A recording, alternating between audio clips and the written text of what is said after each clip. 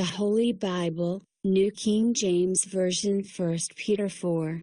Therefore, since Christ suffered for us in the flesh, arm yourselves also with the same mind, for he who has suffered in the flesh has ceased from sin, that he no longer should live the rest of his time in the flesh for the lusts of men, but for the will of God.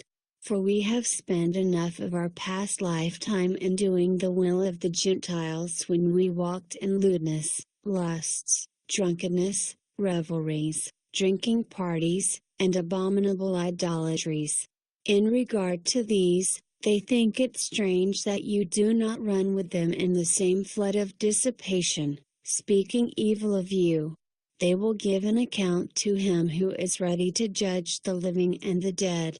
For this reason the gospel was preached also to those who are dead, that they might be judged according to men in the flesh, but live according to God in the Spirit.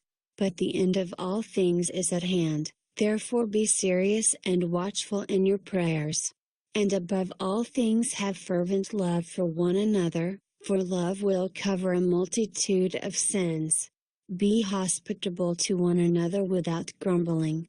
As each one has received a gift, minister it to one another, as good stewards of the manifold grace of God. If anyone speaks, let him speak as the oracles of God. If anyone ministers, let him do it as with the ability which God supplies, that in all things God may be glorified through Jesus Christ, to whom belong the glory and the dominion forever and ever. Amen. Beloved, do not think it strange concerning the fiery trial which is to try you, as though some strange thing happened to you, but rejoice to the extent that you partake of Christ's sufferings, that when his glory is revealed, you may also be glad with exceeding joy. If you are reproached for the name of Christ, blessed are you, for the Spirit of glory and of God rests upon you.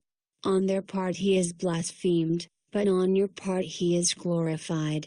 But let none of you suffer as a murderer, a thief, an evildoer, or as a busybody in other people's matters.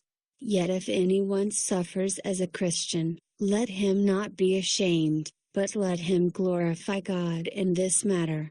For the time has come for judgment to begin at the house of God, and if it begins with us first, what will be the end of those who do not obey the gospel of God? Now if the righteous one is scarcely saved, where will the ungodly and the sinner appear? Therefore let those who suffer according to the will of God commit their souls to him in doing good, as to a faithful Creator.